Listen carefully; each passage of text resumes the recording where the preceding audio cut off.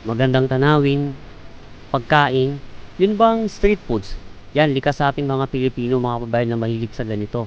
Ito po ang Dabilan Food Park dito sa Carmona, Cavite.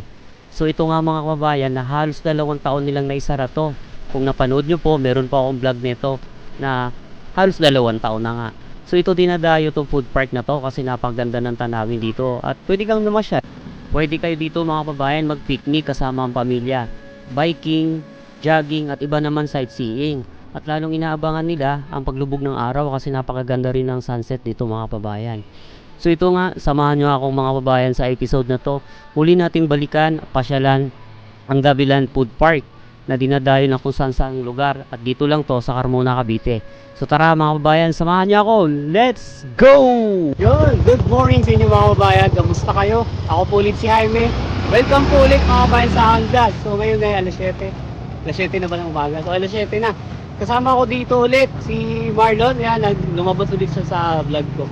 So ngayon kasi mga kababayan, nandito tayo sa Dabilan Food Court.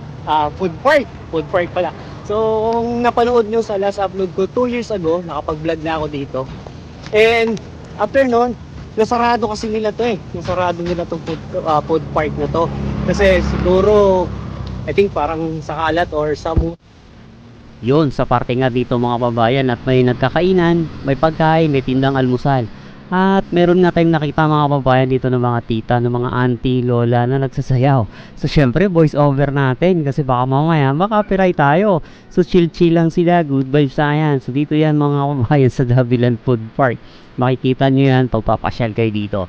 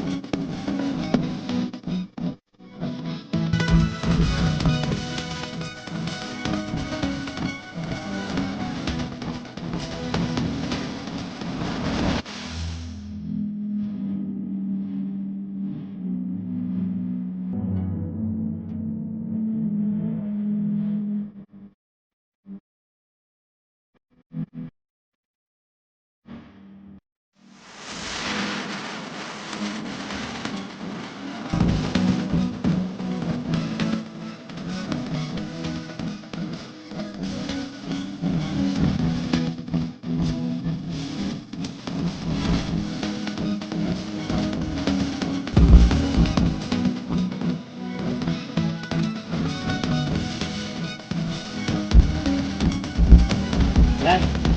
Bakit na kami ni Marlon doon sa motor. So, kung nakita nyo yung kanina, so yun yung ginagawang ano ron, yun yung ginagawang bypass road. Na parang isa yun sa reason kung bakit nasarap ko kasi yung construction nga marami dumadaan ditong truck so biniprevent din nila yung accident. Tsaka ano din kasi pag gagabi tinatambay nito. Ang dami dito.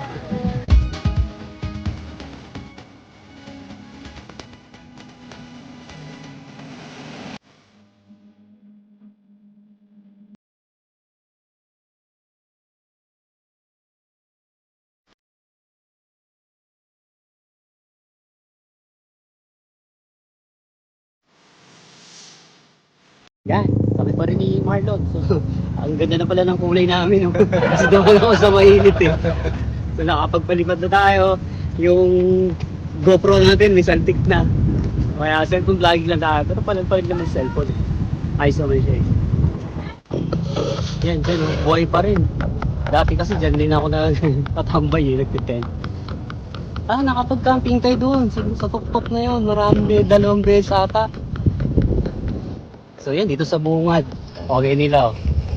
Picture. Picturing para may remembering. Ayun. Ayun oh. Ganun, pamilya yun oh. Pwede mag-picnic. Pwede mag-picnic dito. Pero yun nga, syempre, habulin nyo lang yung lilin. May nahanap lang kayong pwesto. Nandun tayo. Tapos yun, yung malapit na ano ni Marlon. Di yun na ang tibay. Yan. Sila tropa, babike din. Oh. Ito, Dio lang yan, pero matibay yan. Nakarating na ng Bicol yan, no, di ba? Oo. Ano yung motor niyan? Yung... Yung, pala ayos yan. hmm, Para may expose ka ba? kaya nga, yan. Yan si Marlon, kababata ako yan. Pero ang ganda dito. Siguro Google, may Google din naman tong ano na to eh. Itong Dabilan Food Park, tsaka marami nang gumawa ng vlog dito.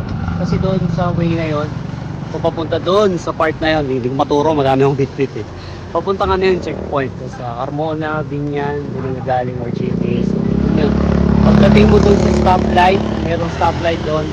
Kung galing ka ng Binyan, pakaliwa, papunta rito. Kung galing ka ng GMA, kanan naman. Kita mo naman yung Jollibee doon. Tapos, yun, ito. Yan, ito yung itsura nung Dabilan pag alas 10 na ng umaga.